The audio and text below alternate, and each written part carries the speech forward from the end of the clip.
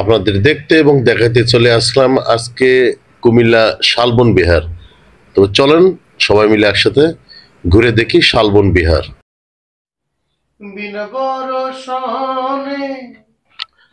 আসসালামু আলাইকুম। আমরা আজকে ঘুরতে ঘুরতে চলে আসলাম কুমিল্লা শালবন বিহারে। আপনাদের একটু পিছনে যেটা দেখতেছেন এটার ভিতরে যাচ্ছি এবং গিয়ে এটার ইতিহাস এবং সকল তথ্য আপনাদের জানানোর চেষ্টা করব এবং সাথে এই যে শালবন বিহারের যে চিত্রটা আছে মানে পুরো স্ট্রাকচারটা মানে একদম শেষ পর্যায়ে সরকারের তত্ত্বাবধানে থাকার জন্য এতদিনে এগুলা সুন্দর হয়ে রয়েছে। তো আপনাদের এই শালবন বিহারের সুন্দর করে এই দৃশ্যপটটা আমি আপনাদের তুলে ধরবো। তো চলেন সবাই মিলে একসাথে ঘুরে দেখা যাক। এই বিল্ডিং গুলো দুইটা জিনিস বহন করে, একটা হচ্ছে গুরুত্ব এবং পুরুত্ব, সিকিউরিটি, সবকিছু মিলে জমিদারে জানি একটু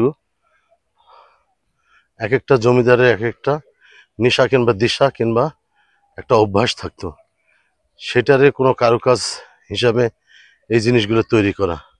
বিশ্বাস করেন থাকার জায়গাগুলো দেখলে আপনারা অবাক হয়ে যাবেন, সাথে প্রাচীরটা দেখলে অবাক হয়ে যাবেন। এই দেখেন এইটা হচ্ছে প্রাচীর, এইটা হচ্ছে প্রাচীর, আর থাকার স্ট্রাকচার রুম হচ্ছে গা এইটা।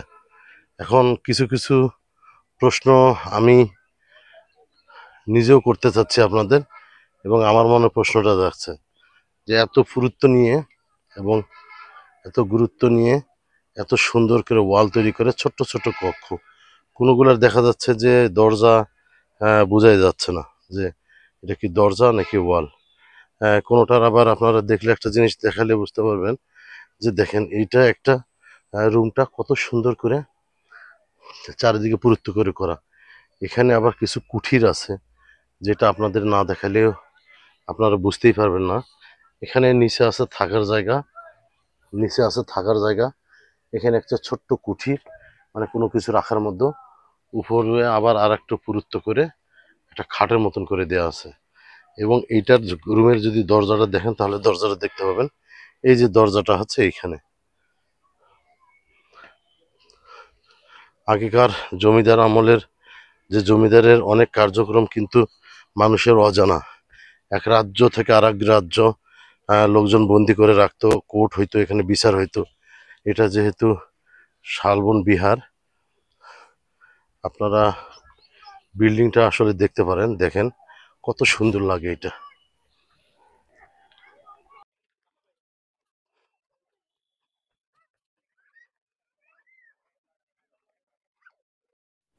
বিনা বরষণে প্রলয় কি হয় রে গো রাধা, যদি না চায় মনে তোমার লাগিয়া রে রাধা, তোমার লাগিয়া রে রাধা, ঘুরলাম কত লোকালয়, কেমন আছে রাধা বল, আমার কাঁদে কৃষ্ণ মন, কেমন আছে রাধা বল, কেন এলে না আমার ঝড়ে আখি জল, কেন অনেক এলে সময় এবং না অনেকক্ষণ ধরে আপনাদের এই চারিদিকে আমার যে ঝড়ে ধ্বংসাবশেষ যে আখি জল, অংশগুলা কোটবাড়ি বিহারের, সেগুলো আপনাদের কাছে একটু তুলে ধরলাম এবং নিজেও এই জায়গাটা ঘুরে ঘুরে দেখলাম এবং টুকটাক খুঁটিনাটি তথ্য এর মধ্যে আবারও দিব, এবং পরবর্তী যে ভিডিওটা দিব সেটার মধ্যে আরো বিস্তারিত হয়তো কিছু দেওয়ার চেষ্টা করব আমি যতটুকু জানতে পারবো, গুগল থেকে সার্চ করে অথবা ইনস্ট্রাকশন যে বোর্ড আছে বোর্ডের মাধ্যমে।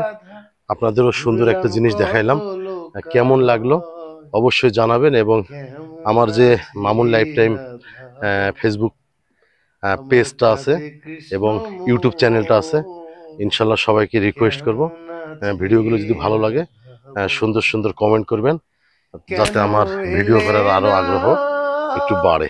তো সবাই ভালো থাকবেন সেই প্রত্যাশা শেষ করলাম। আসসালামু আলাইকুম। দেখা হবে অন্য কোনো টপিকস নিয়ে অন্য কোনো ভিডিওতে। আল্লাহ হাফেজ।